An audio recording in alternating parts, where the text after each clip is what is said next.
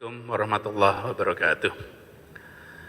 Yang kami hormati seluruh warga Jakarta, seluruh warga ibu kota, izinkan pada malam hari ini saya dan Pak Wakil Gubernur kembali menyampaikan perkembangan situasi terkini terkait wabah COVID-19 di Jakarta, sekaligus juga menyampaikan pengumuman yang sangat penting untuk kita perhatikan dan untuk kita patuhi sama-sama.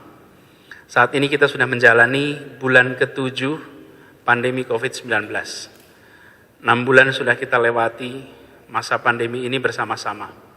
Dan data per 9 September ini menunjukkan bahwa secara kumulatif di Jakarta telah mencapai angka 49.837 kasus. Melihat banyaknya kasus begini, ada dua parameter yang harus jadi kewaspadaan. Pertama adalah angka kematian, yang kedua adalah angka kasus aktif. Sampai dengan saat ini, ada 1.347 saudara-saudara kita di Jakarta yang telah wafat akibat COVID-19. Memang bila melihat angka atau tingkat kematian, atau biasa disebut dengan case fatality rate, sesungguhnya tingkat kematian COVID di Jakarta memang rendah, yaitu 2,7%. Lebih rendah dari tingkat kematian nasional di angka 4,1%. Bahkan lebih rendah dari tingkat kematian global di angka 3,3%. Atas izin Allah, Jakarta secara signifikan berhasil menekan angka kematian itu. Siapa yang paling berjasa dalam menekan angka kematian ini?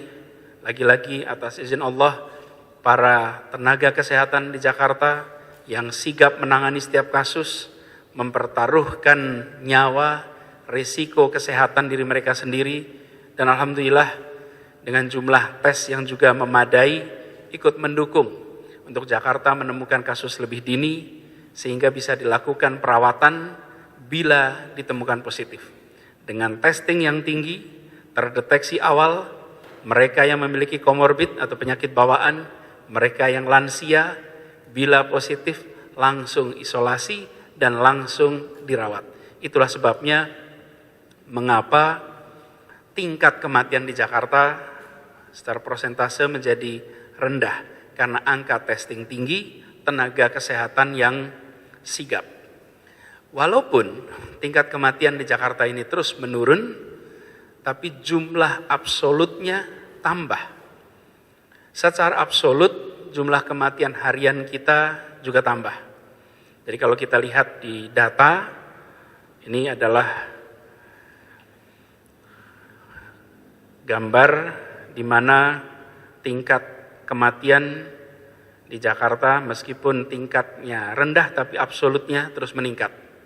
Ini saya tunjukkan di data sini bahwa jumlah atau tingkat kematiannya bila diperhatikan sejak pertengahan Agustus sampai dengan September menunjukkan tren yang meningkat.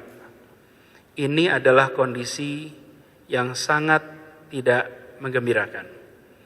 Angka pemakaman yang menggunakan protap COVID juga meningkat.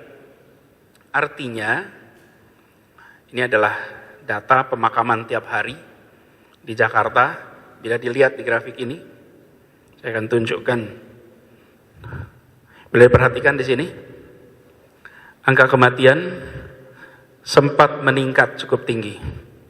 Lalu kita melakukan pengetatan dengan PSBB, alhamdulillah turun, dan ini menurun terus sampai awal atau pertengahan Agustus. Sesudah pertengahan Agustus terjadi peningkatan terus-menerus. Disinilah kita menyaksikan angkanya makin hari makin tinggi. Jadi bila diperhatikan, di awal kita menyaksikan angka kematian tinggi, lalu turun, lalu datar, dan dalam 2 minggu terakhir ini angka kematian meningkat kembali.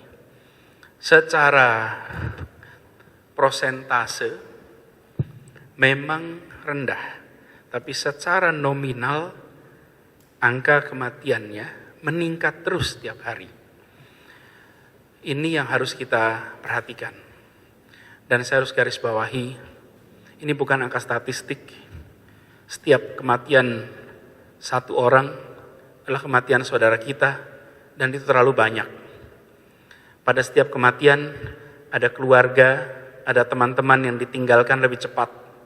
Dan setiap satu angka kematian sesungguhnya adalah satu orang yang disayangi, yang dibutuhkan kehadirannya bagi banyak orang yang lain. Karena itu, setiap satu kematian bukan angka statistik saja. Ini adalah nyawa saudara kita yang harus selalu kita usahakan untuk diselamatkan. Angka kedua yang saya ingin berikan pada kesempatan malam hari ini adalah kasus aktif. Kasus aktif adalah orang-orang yang positif COVID-19 yang masih menjalani isolasi dan perawatan dan belum dinyatakan sembuh. Jadi di dalam penanganan COVID ini ada kasus baru, orang yang masuk ke dalam sistem penanganan kita. Lalu di akhir penanganan ada dua, satu meninggal, satu sembuh. Yang mereka masih di dalam sudah ditemukan positif, tapi belum sembuh, masih dalam isolasi. Inilah kasus aktif.